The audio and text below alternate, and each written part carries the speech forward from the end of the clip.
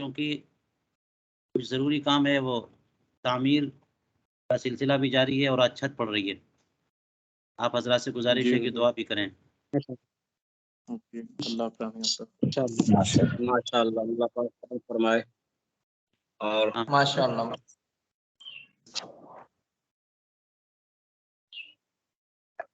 چلیے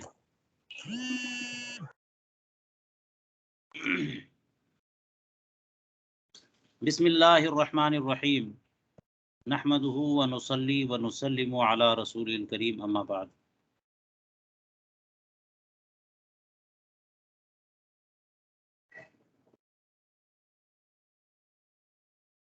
علامہ علاء الدین حسکفی رحمہ اللہ در مختار کا مقدمہ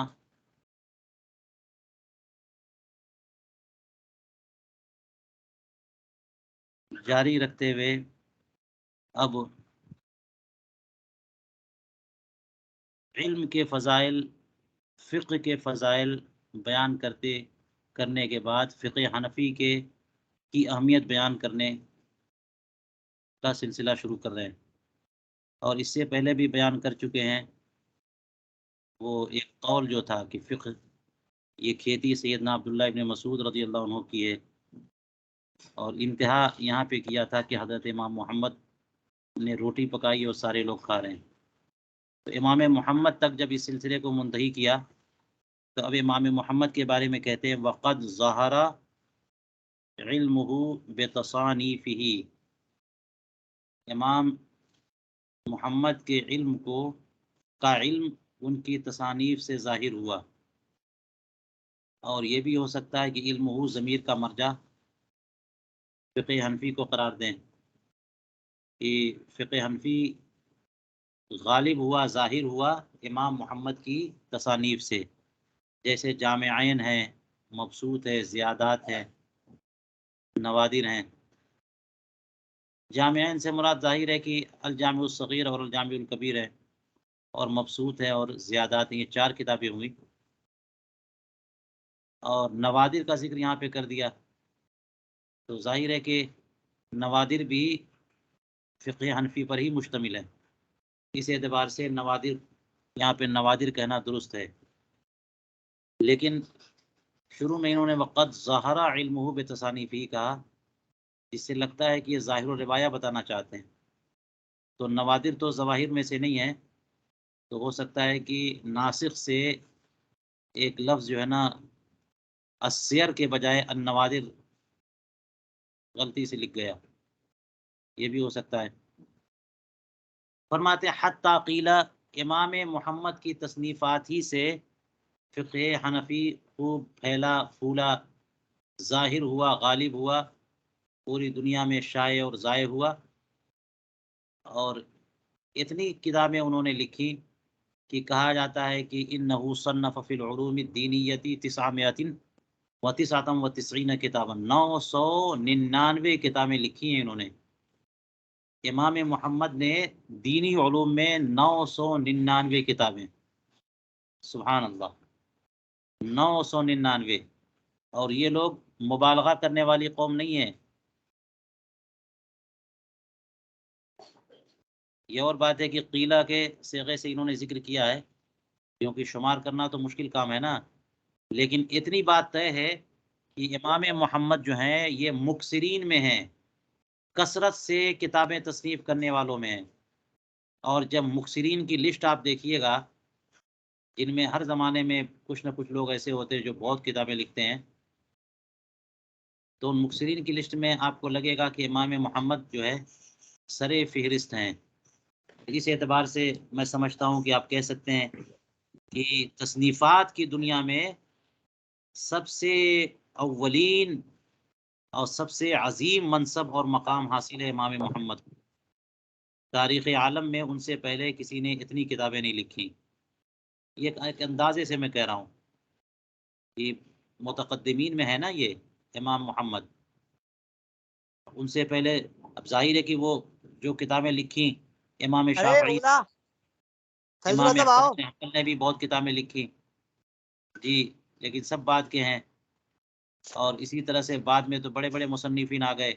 امام بخاری نے بھی کتابیں لکھی اور خطیب بغدادی نے کتابیں لکھی، ابن کثیر، ابن اسیر اور طبری وغیرہ نے کتابیں لکھی.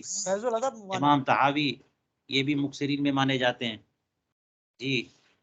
اور بعد میں آئیے تو پھر جناب علامہ ابن حجر اسقلانی ہے، اور اسی طرح سے علامہ جلال الدین سیوطی، ان کا تو بڑا بلند مقام ہے. یہاں تک کہ مکثرین میں اعلیٰ حضرت امام اہل سنت ہیں، ان کا نام بھی سر فہرست لے سکتے ہیں. تو علوم دینیہ میں امام محمد نے بہت کتابیں لکھی ہیں، بہت کتابیں لکھی ہیں.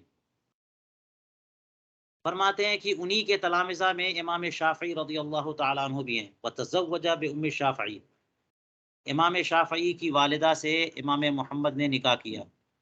یعنی اس کا مطلب یہ ہوا کہ بیوہ ہونے کے بعد ان سے نکاح کر لیا، اور پھر اس کے بعد انہوں نے وفوض الیہ کتبہ ومالہ، امام محمد نے اپنی کتابیں اور اپنی جائیداد، اپنا مال و دولت، یہ سب کچھ جو ہے نا امام شافعی کے حوالے کر دیا. کیونکہ وہ ربیب ہوئے کہ ان کی والدہ نکاح میں آ گئی امام محمد کے، تو ایک طرح سے بیٹے کے درجے میں ہو گئے. امام شافعی چھوٹے رہے ہوں گے تو بہت خاص خیال رکھتے ہوئے، ان کا لحاظ کرتے ہوئے اپنی کتابیں ان کو دے دیں. تو ان کا مطالعہ کرنا شروع کیا امام شافعی، اور بڑے مقامات حاصل کیے ان کی کتابوں سے. فرماتے ہیں فَبِسَبَبِهِ صَارَ الشَّافِعِي فَقِيهًا، تو اسی وجہ سے تو امام شافعی فقیہ ہو گئے، اسی وجہ سے امام شافعی فقیہ ہو گئے. آپ کو پتا ہوگا نا کہ امام شافعی اسی سال پیدا ہوئے جس سال امام ابو حنیفہ کا وصال ہوا. جی ٹھیک ہے، تو امام محمد کا وصال بھی تو بعد میں ہوا، 80 کے قریب، 180 کے قریب، یعنی 70-80 کے درمیان. تو امام شافعی کی عمر کیا رہی ہوگی، جوان ہوئے ہوں گے. تو فرماتے ہیں کہ امام محمد کی کتابیں پڑھ پڑھ کر کے امام شافعی فقیہ ہوئے. اس پر علامہ شامی نے جو ہے نا وہ اپنا تبصرہ کیا ہے کہ انہی کی کتابوں سے امام شافعی فقیہ ہو گئے. یہ کہنا مناسب نہیں ہے، علامہ شامی نے کہا، بلکہ یہ کہنا چاہیے کہ امام محمد کی کتابیں پڑھ پڑھ کر کے امام شافعی کو فقہ میں اور زیادہ بصیرت حاصل ہوئی، تفقہ اور زیادہ پیدا ہوئی.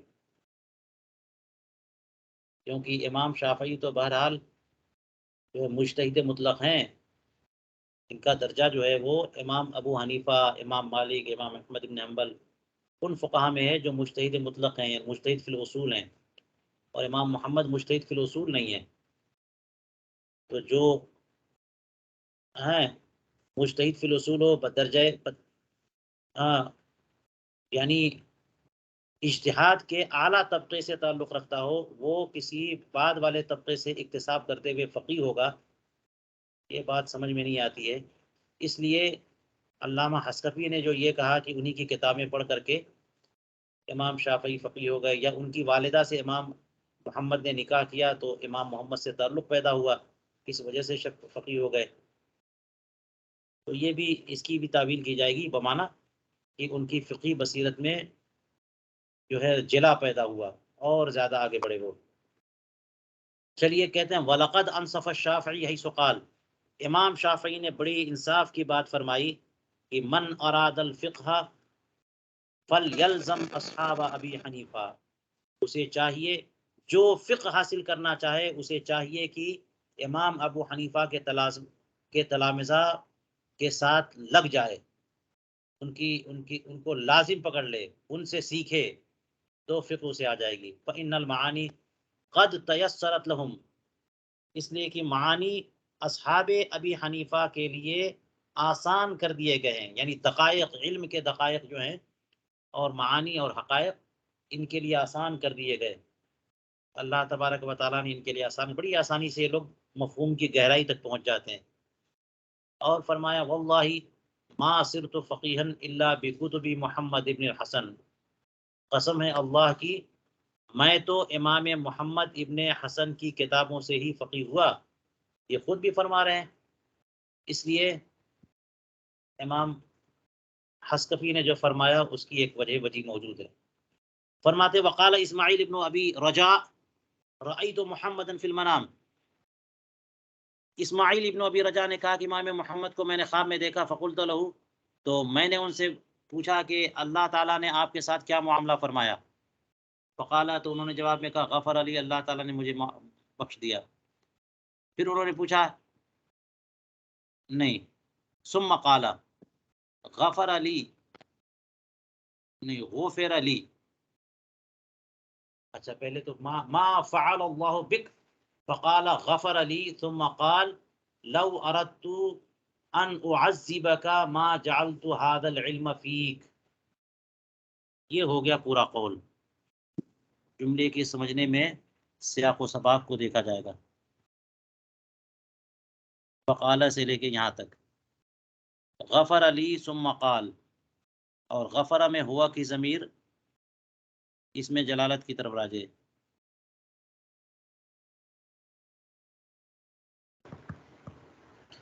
تو فرمایا جب انہوں نے پوچھا کہ اللہ تعالیٰ نے آپ کے ساتھ کیا معاملہ کیا، تو انہوں نے کہا کہ اللہ تعالیٰ نے مجھے معاف کر دیا.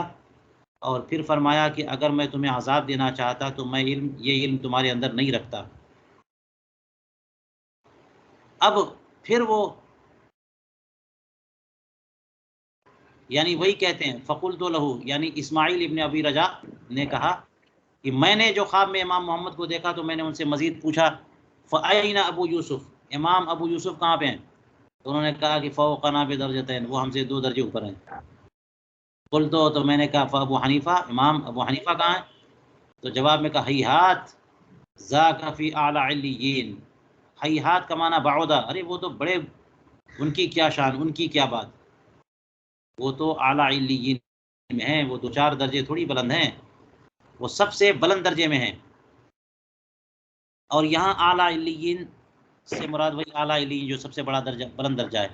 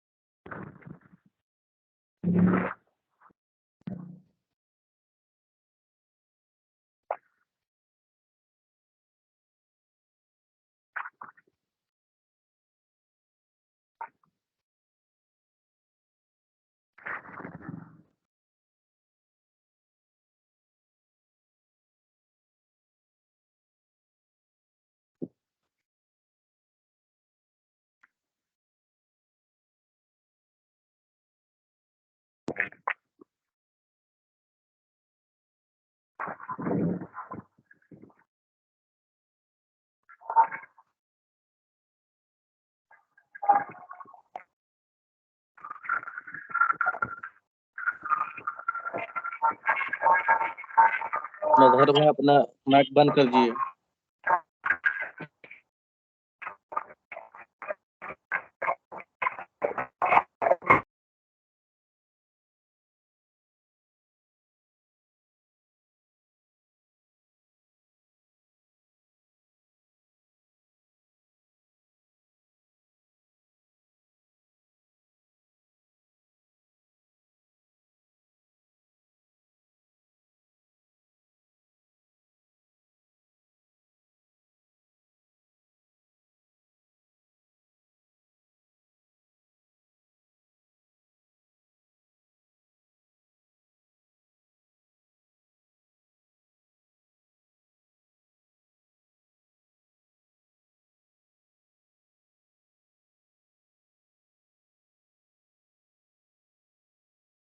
आवाज नहीं आ रही है हुजूर।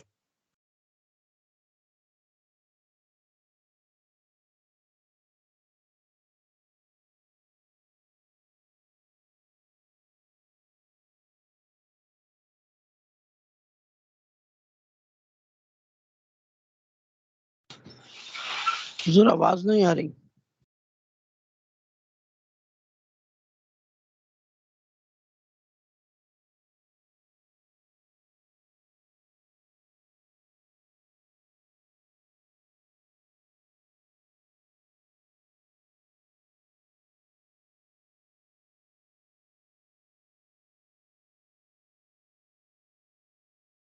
अब बताइए आवाज आ रही है कि नहीं आ रही है? जी हुजूर। जी हुजूर आ रही अब है। आ रही है हुजूर। अच्छा अच्छा, चलिए इसको मुकम्मल करूं। देखिए इन अइम्मा किराम का क्या मकाम है अल्लाह की बारगाह में कि हज़रत इस्माईल इब्न अबू रजा ने ख्वाब में जब इमाम मोहम्मद को देखा तो पूछा अल्लाह ताला ने आपके साथ क्या मामला किया? तो उन्होंने कहा माफ़ कर दिया, बख्श दिया। और फिर पूछा कि इमाम अबू यूसुफ कहाँ हैं? तो कहा वो हमसे 2 दर्जे बुलंद हैं। पूछा इमाम अबू हनीफ़ा कहाँ हैं? तो वो कहा बहुत बुलंद हैं वो। कहते हैं कि कैफ़ वक़द सल्लल फ़ज्र बिवुदूइल इशा 40 सनतन, क्यों ना वो आला इल्लियीन में हो और उनके मकामात बहुत बुलंद हों कि उन्होंने तो फ़ज्र की नमाज इशा के वज़ू से 40 सालों तक अदा की है। 40 सालों तक उन्होंने इशा के वज़ू से फ़ज्र की नमाज अदा की है। व हज खमसम व खमसीना हज्जतन, और 55 बार उन्होंने हज किए हैं। 40 साल तक फ़ज्र के इशा के वज़ू से फ़ज्र की नमाज पढ़ने की जो रिवायत है, इस पे लोग कह देते हैं कि इसका मतलब ये हुआ कि उन्होंने फ़ज्र के लिए नया वज़ू नहीं किया, जो कि एक मुस्तहब चीज़ है। तो ये जुज़वी फ़जीलत जो है, कोई एक फ़जीलत हासिल ना हो और दूसरी जुज़वी फ़जीलत हासिल हो, ये तो बड़ी बात है ना, इसमें कोई क़बाहत और ख़राबी तो नहीं हुई।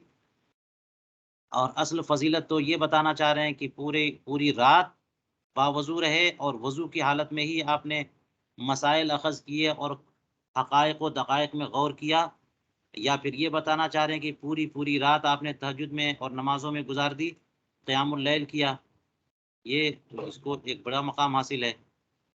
जी, फरमाते हैं कि 55 बार हज किए। वरआ रब्बहू फिल मनाम मिअत मर्रतिन, और अपने रब को 100 बार उन्होंने ख्वाब में देखा। सुभान अल्लाह। इमाम आज़म अबू हनीफ़ा ने रब का दीदार किया है ख्वाब में। ये हर एक को ये फैज़ हासिल नहीं है, हर एक को ये फजीलत भी हासिल नहीं। वलहा क़िस्सतुन मशहूरा, और ये जो उन्होंने अल्लाह तबारक व तआला को 100 बार ख्वाब में देखा, इसका मशहूर क़िस्सा और वाक़या है कि उन्होंने कहा ऐ परवर कि अगर मैं सभी बार देख लूँगा तो मैं अल्लाह तबारक व तआला से कोई ख़ास चीज़ पूछूँगा। और उसका तज़किरा अल्लामा शामी ने उस वाक़े का कर दिया है, आप लोग देखिए। फरमाते हैं वफ़ी हज्जतिल अख़ीरा इस्तअज़ना हाजबतल काबती बिद्दुख़ूल लैलन, और अपने आखिरी हज में उन्होंने काबा के खाने काबा के जो है ना दरबानों से इजाज़त ली कि रात में मुझे खाने काबा में दाखिल होने की इजाज़त दो। तो मिल गई इजाज़त। फ़क़ामा बैनल उमुदैन, तो 2 सुतूनों के दरमियान अपने दाहिने पाँव पर खड़े हुए। व वदअल युसरा अला ज़हरिहा, और बायां पाँव अपने दाहिने पाँव की पुष्ट पे रखा उन्होंने। ये जो उमुदैन कहा, आपको पता होगा कि खाने काबा जो है ना वो 6 सुतूनों पर है, 6 सुतूनों पर। और वो जो बड़ी मशहूर हदीस पाक है, इसमें रसूल करीम अलैहिस्सलातु वस्सलाम खाने काबा में दाखिल हुए। तो उसमें इस तरह से 6 सुतून हैं। यहाँ खाने काबा का दरवाज़ा है और यहाँ हजर अस्वद है, बाबुल काबा। तो यहाँ से रसूल करीम अलैहिस्सलातु वस्सलाम दाखिल हुए। वो हदीस पाक है कि फ़तेह मक्का के साल हुज़ूर करीम अलैहिस्सलाम खाने काबा में दाखिल हुए। تو فرماتے ہیں کہ آگے جو 6 جو ستون ہیں ان میں سے 2 کو بائیں چھوڑا اور 1 کو دائنی طرف چھوڑا، اور یہاں پہ کہیں حضور کریم علیہ الصلوۃ والسلام نے نماز ادا کی۔ تو اس سے یہی لگتا ہے عمودین کہیں پہ ہوگا، کہیں 3 عمود کے درمیان، تو یہ عمود تو ہے ہوا نا 2 عمود کے درمیان، 2 ستونوں کے درمیان۔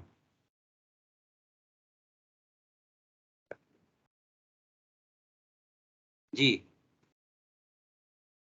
تو امام ابو حنیفہ 2 ستونوں کے درمیان کھڑے ہو کر کے آپ نے نفل نماز پڑھنا شروع کر دیا، اور طریقہ یہ تھا کہ اپنے دائنے پاؤں پر کھڑے تھے اور بائیں پاؤں کو داہنے پاؤں کی پشت پہ رکھا، یہاں تک کہ نصف قرآن ختم کر دیا، پھر رکوع کیا اور سجدہ کیا، پھر کھڑے ہو گئے۔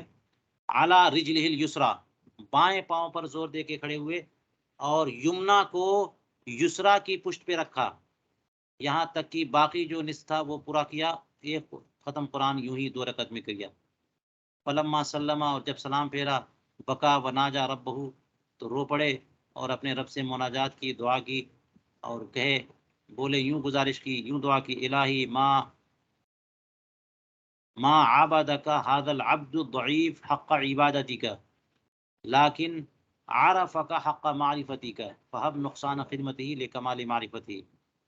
تو یوں فرمایا، یوں دعا کی اللہ تبارک و تعالیٰ کی بارگاہ میں، اے میرے پروردگار، اے میرے معبود، اس عبد ضعیف اور ناتواں بندے نے تیری عبادت جو ہے وہ ایسے نہیں کی جیسا کہ تیری عبادت کا حق ہے، یعنی تیری عبادت کا حق ادا نہیں کر سکا، لیکن تیری معرفت جیسی ہونی چاہیے ویسی معرفت حاصل کر لی، تجھے جان لیا، تجھے پہچان لیا، اور جیسے کہ تیری معرفت کا حق ہے۔ فہب نقصان خدمتی لکمال معرفتی، تو خدمت میں جو کمی ہے اس کی تلافی فرما دے معرفت کے کمال کے سبب۔ جو معرفت تو پوری ہو گئی نا، تو معرفت میں جو کمال حاصل ہوا، اس کمال کے سبب جو خدمت میں کمی رہ گئی، یعنی عبادت میں کمی رہ گئی، اس کی تلافی فرما دے، دونوں کو اپنی بارگاہ میں قبول فرما دے۔ وہب وہبا یاہب سے ہبتن، یعنی ہبا کر دے، یعنی اس کی تلافی، نقصان خدمت کی تلافی کمال معرفت سے فرما دے۔ یہاں پر جو یہ عرض کی ہے کہ تیری معرفت کما حقہ حاصل ہو گئی، حق معرفتی کا، اس پر تو لوگ کہہ سکتے ہیں کہ اللہ تبارک و تعالیٰ کی معرفت کما حقہ کیسے کسی کو حاصل ہو سکتی؟ تو اس سے مراد معرفت کما حقہ، معرفت سے مراد اللہ تبارک و تعالیٰ کی صفات کی معرفت، اور یا کما حقہ سے مراد جو معرفت کا لیول ہے، جزم اور اذعان اور تصدیق اور ایمان، اعلیٰ درجے کا ایمان، پورا اطمینان، کوئی شک اور ریب نہیں، یہ ہے حق معرفت۔ نہ یہ کہ اللہ تبارک و تعالیٰ کے تمام اوصاف کا احاطہ کر لیا ہو، اور یہ اوصاف ہی کی حد تک ہے معاملہ، اللہ تبارک و تعالیٰ کو جاننا اور ماننا اس کے اوصاف کے حوالے سے، ورنہ اللہ تبارک و تعالیٰ کی ذات کریمہ کی کنہ اور حقیقت تک پہنچنا یہ کسی کے بس کی بات نہیں ہے، یہ محالات میں سے ہے۔ جی، تو حق معرفت، اسی لیے بعض لوگوں نے حق معرفت، علامہ شامی نے بھی غالباً دیکھیے گا، انہوں نے بھی حق معرفت کو معرفت حقہ کہا، اضافت الصفت الموصوف کر دیا کہ وہ معرفت جو حق ہے۔ تو کہتے ہیں جب یہ بارگاہ الہی میں عرض کیا انہوں نے، فہتف ہاتف من جانب البیت، یہ خانہ کعبہ میں انہوں نے دعا کی تھی 2 رکعت نماز پڑھ کے، جس میں پورا قرآن پاک ختم کیا، تو خانہ کعبہ کے ایک سائڈ سے، ایک طرف سے کسی نے صدا دی، صدا دینے والے نے صدا دی، یا ابا حنیفہ قد عرفتنا حق المعرفتی کا، حق المعرفتی وقد خدمتنا فاحسنت الخدمت، اے ابو حنیفہ تو ہمیں پہچان گیا جیسے پہچاننا چاہیے، اور تو نے ہماری خدمت کی اور اچھی خدمت کی، اس خدمت سے مراد عبادت، وقد غفرنا لك، اور ہم نے تمہیں بخش دیا، وَلِمَنِ اتَّبَعَكَ مِمَّنْ كَانَ عَلَى مَذْهَبِكَ إِلَى يَوْمِ الْقِيَامَةِ، تمہیں بھی بخش دیا اور ان تمام لوگوں کو بخش دیا جو تمہاری پیروی کریں، ان لوگوں میں سے جو تمہارے مذہب پر ہیں قیامت تک، جو لوگ مذہب پر رہیں گے اور جو لوگ تمہاری پیروی کریں گے ان سب کو بخش دیا۔ سبحان اللہ۔ یہ فقہائے حنفیہ کے ساتھ ساتھ جو عوام حنفی ہیں، حنفی اہل سنت والجماعت، ان کے لیے بہت بڑی خوشخبری ہے کہ اللہ تبارک و تعالیٰ نے ہمارے امام صاحب کو یہ خوشخبری سنا دی ہے کہ اگر امام یعنی تمہاری اتباع کریں گے تو ہم انہیں بخش دیں گے۔ اس لیے ہمیں چاہیے کہ ہم اپنے امام صاحب کی پوری اتباع کریں، پوری تقلید کریں، پوری پیروی کریں۔ اور اسی لیے بڑے بڑے ائمہ کرام اور بڑے بڑے اولیاء کرام جو حنفی گزرے، انہوں نے امام اعظم ابو حنیفہ کی تقلید بڑی شاندار تقلید کی ہے، چھوڑ پکڑ والی تقلید نہیں کی ہے۔ جو تقلید اعلیٰ حضرت نے کی اور اسی تقلید کا درس دیا کہ امام ابو حنیفہ کی تقلید مکمل طور پہ ہونی چاہیے۔ فرماتے وکیل ابی حنیفہ، امام اعظم ابو حنیفہ سے کہا گیا کہ بیما بلغت ما بلغت، کیسے آپ اس عظیم مقام تک پہنچ سکے جس مقام پر آپ فائز ہیں، کیسے ہوا یہ؟ تو انہوں نے جواب میں کہا ما بخلت بالافادۃ وما استنکفت عن الاستفادہ۔ کتنا پیارا جملہ ہے، اس کو نوٹ کر لینا چاہیے۔ جب ان سے سوال ہوا کہ آپ اتنے عظیم علمی اور عملی مقام تک کیسے پہنچے، اور یہ سوال تو خاص طور سے علم کے معاملے میں ہوگا، تو فرماتے ہیں کہ فائدہ دینے میں میں نے کبھی بخل کیا نہیں اور فائدہ لینے میں میں نے کبھی عار محسوس کیا نہیں۔ جب جن باتوں کا مجھے علم ہے کوئی پوچھ دے میں فوراً بتا دیتا ہوں، میں نے کبھی بخالت نہیں کی۔ کسی کو ضرورت ہے اور مجھ سے فائدہ ہو سکتا ہے تو میں نے فوراً اس کو فائدہ پہنچایا، کوئی بخل نہیں کیا۔ اور مجھے کسی سے فائدہ پہنچ سکتا ہے اور میں اس سے فائدہ حاصل کر سکتا ہوں تو مجھے کوئی شرم محسوس نہیں ہوتی، کوئی عار نہیں لگتا کہ میں اس سے سوال کروں اور اس سے میں فائدہ حاصل کروں۔ تو یہ لوگوں کو لکھ لینا چاہیے، اپنے ٹیبل پہ سامنے رکھنا چاہیے کہ امام ابو حنیفہ کیا فرما رہے ہیں۔ افادہ میں بخل نہیں، استفادہ میں عار نہیں۔ افادہ میں بخل نہیں اور استفادہ میں کوئی عار نہیں، کوئی شرم نہیں، پوچھنے میں کوئی شرم نہیں، اپنے چھوٹوں سے بھی پوچھ سکتے ہیں۔ اور جب ہمیں پتہ ہے تو صحت کے رکھنے کی بھی ضرورت نہیں ہے کہ چلو کسی اور ٹائم بتا دیں گے۔ اساتذہ کے لیے بھی اس میں درس ہے کہ جب طلبہ پوچھیں تو آپ یہ مت کہیے کہ بعد میں بتائیں گے، آپ بتا دیجئے۔ کہتے ہیں وقال مسافر ابن قرام، یہاں پر ہے، اصل میں ہے یہ نام مسعر ابن قدام۔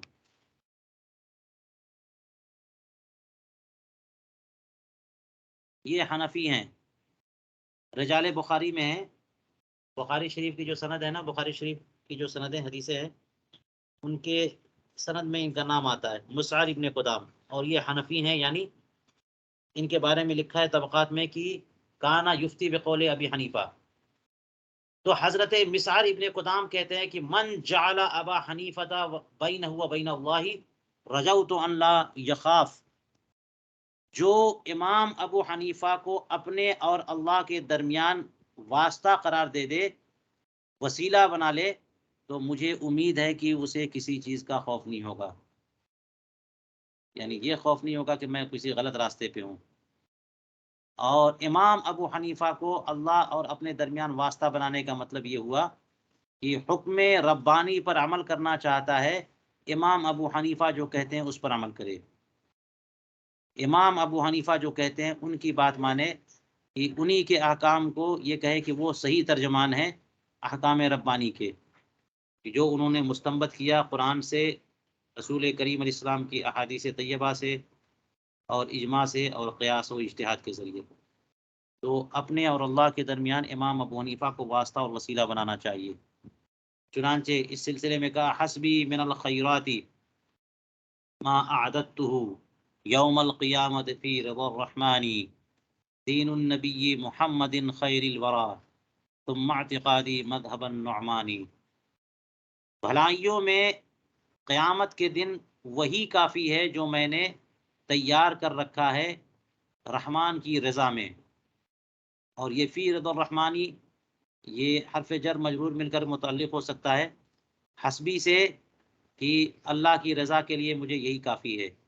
اور یہ بھی ہے ہو سکتا ہے کہ عادتوں سے متعلق ہو کہ جو میں نے اپنے رب کی رضا کے لیے تیار کیا ہے.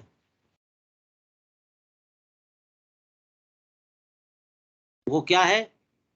دو چیزیں. ایک تو محمد مصطفیٰ صلی اللہ علیہ وسلم کا دین، اسے میں نے اختیار کیا، دین اسلام جو تمام مخلوقات میں سب سے افضل و اعلیٰ اور برتر و بالا ہیں. اور پھر ان کے بعد حضرت نعمان ابن ثابت امام اعظم ابو حنیفہ کا جو مذہب ہے، اس مذہب پر میں عمل پیرا ہوں، اس کو مانتا ہوں. یعنی اعتقاد، یعنی عمل کے اعتبار سے امام ابو حنیفہ کے مذہب پر کاربند ہوں، اور دین محمد مصطفیٰ صلی اللہ علیہ وسلم کا رکھتا ہوں. یہ دونوں چیزیں میں رکھتا ہوں، اور مجھے قیامت کے دن یہ دونوں چیزیں کفایت کریں گی. دیکھیے کیا شاندار انداز میں قائم ہوں.